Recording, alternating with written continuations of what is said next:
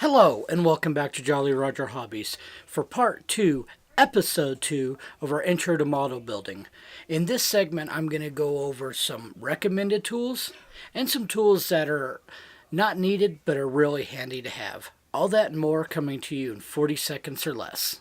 Here on my channel, I do videos on general hobbies, which include model building, RC aircraft, planes, helicopters, etc., video games like Star Citizen, photography, geocaching, anything to do with aviation, and I also do product reviews. I put links to items that I showcase in my videos in the description, so be sure to check that out. Be sure to like the video, subscribe, and hit that notification bell so you'll see when I upload a new video.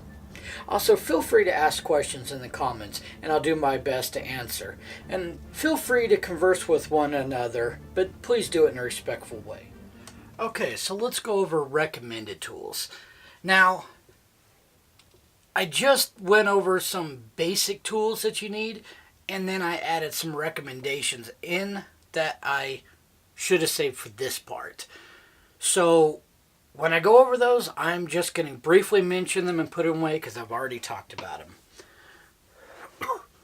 So, one of the first recommended tools I have, and this is one of the biggest recommendations I can recommend for you, and that is get a self-healing cutting mat. This is not only going to protect your desk, but it's going to protect you from cutting the wrong way or even possibly cutting yourself. Because what you'll end up doing, put the part down and then cut everything off the tree. And then when your knife goes through, you're not going to damage the knife, not going to damage yourself. And like I said, this is a self-healing mat. And this will be linked in the description as well. Furthermore, this mat is going to save you from damaging your desk from spilled paints, glue, contour putty, which we'll get into in a minute.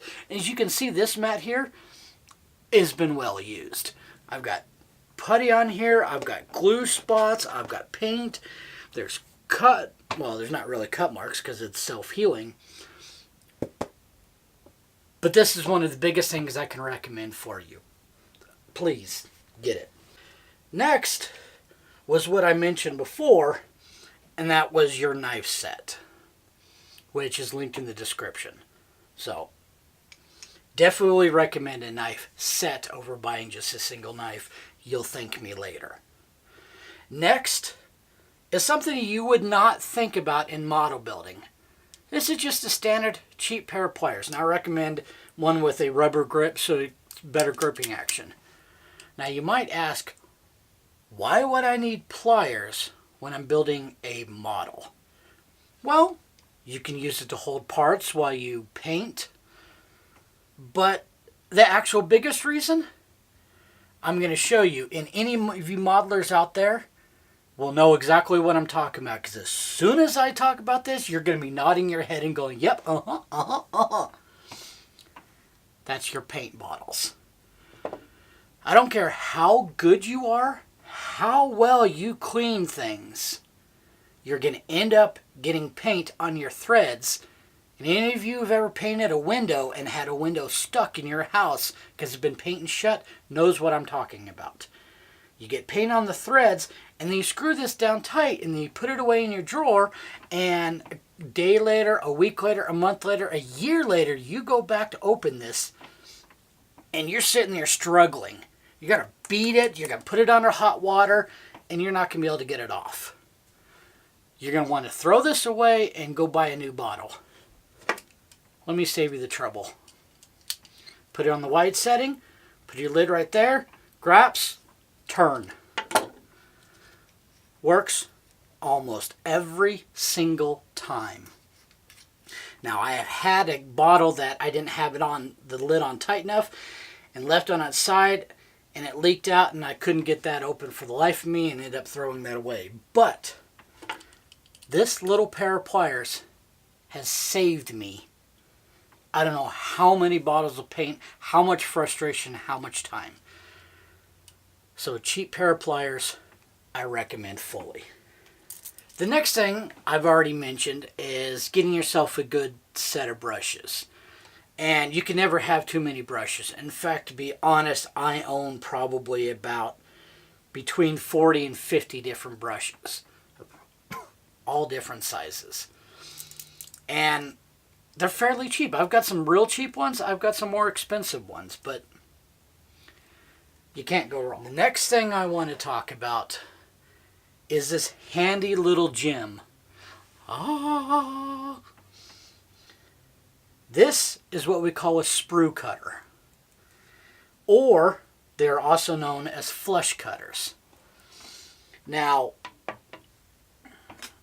any of you modelers out there have known this to happen. You cut off a piece of your model off your tree and it goes flying. Look at this clip. As you can see here, cutting it and it just wants to fly off. And I don't know how many times that has caused so much frustration in my life.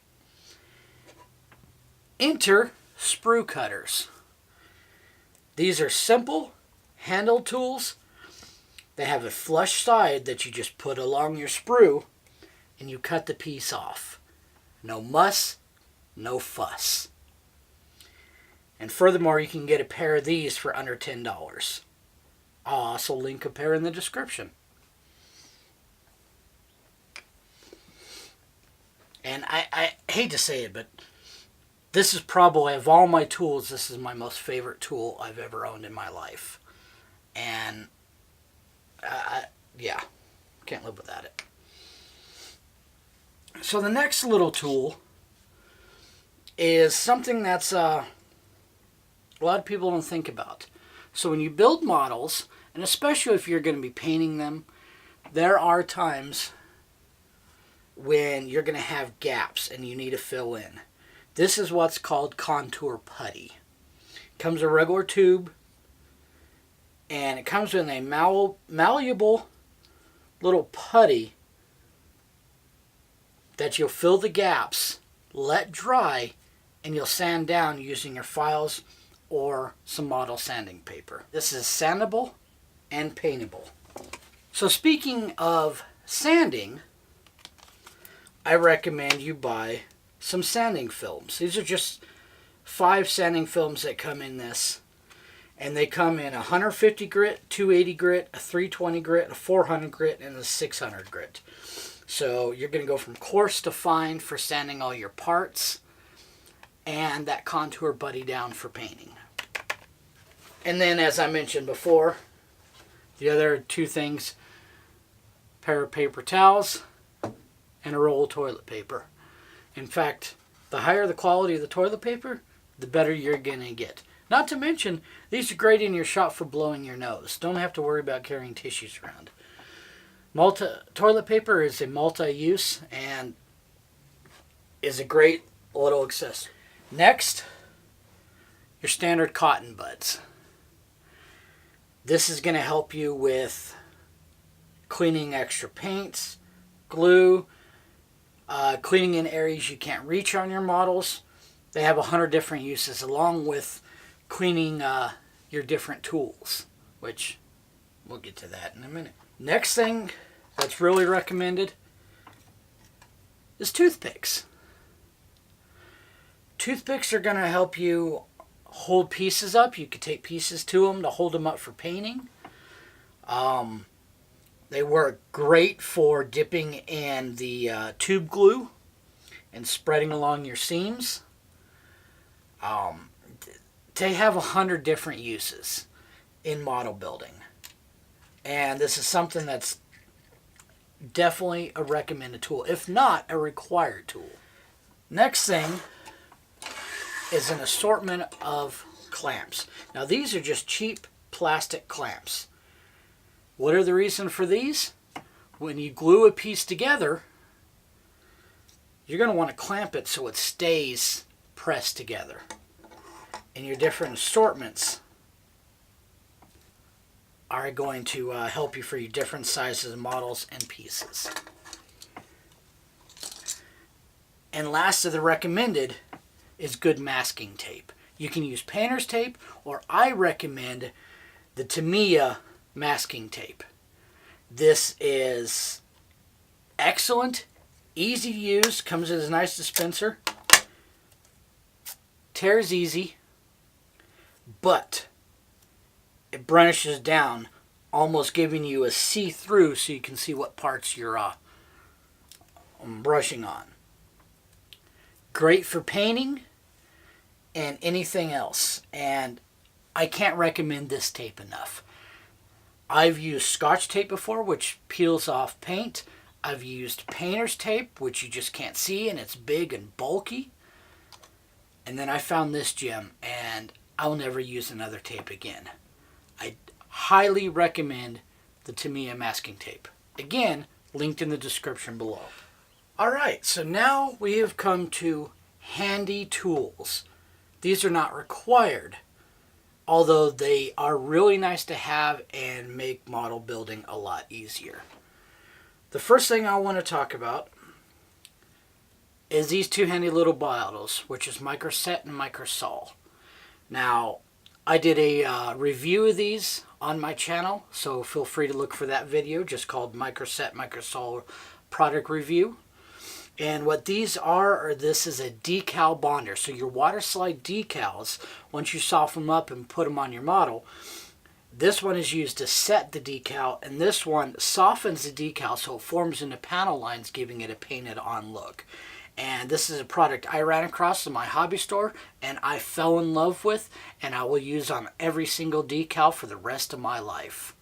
I can't recommend this product enough. And I've also linked it down below if you don't have a hobby store and you want to find it on Amazon.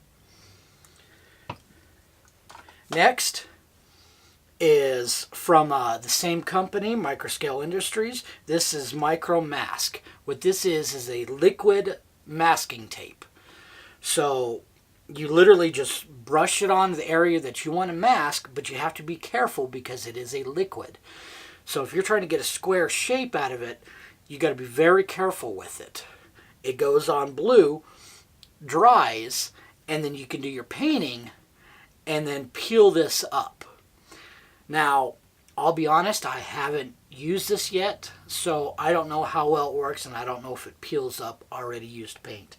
But I bought it, and I'm going to use it at some point in time.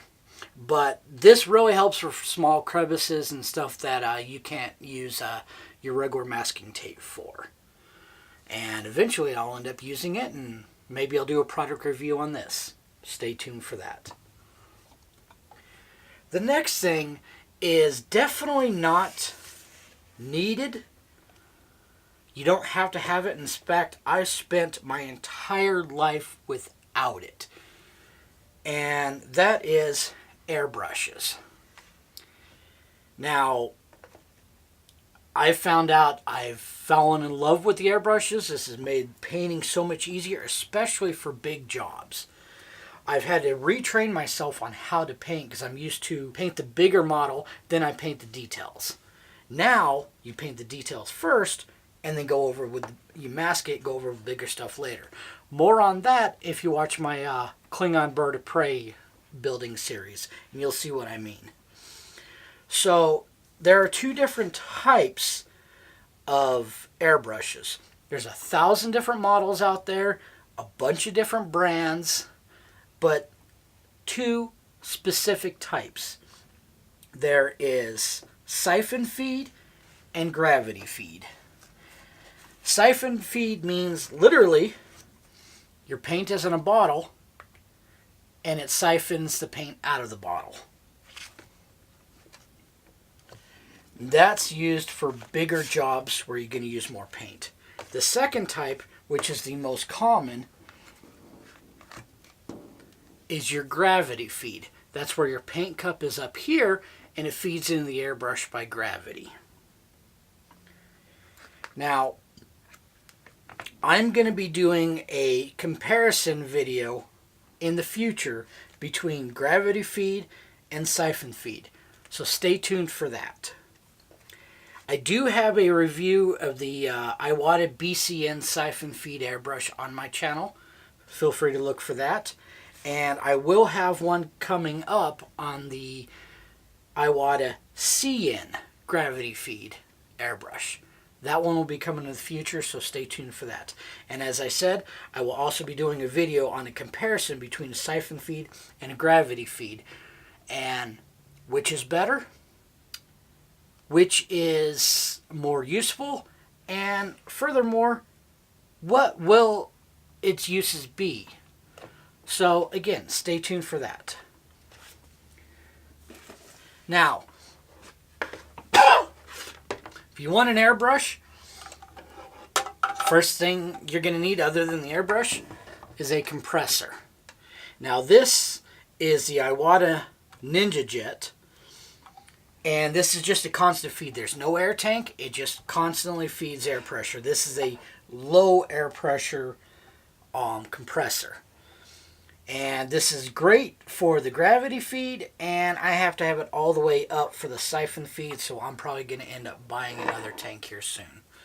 A good braided cord, and your water trap, which is another part. That'll be something in the future. So that's definitely recommended. The other thing that is recommended if you're going to be doing an airbrush is some kind of spray booth. This is a portable spray booth which unfolds, and then I can pipe the air out the window, the foul air. I've already done a review of it on my channel. It is called the Master Airbrush Portable Spray Booth, so please check that out. And I think I'm going to put a card right, what is it, over here? Somewhere up here.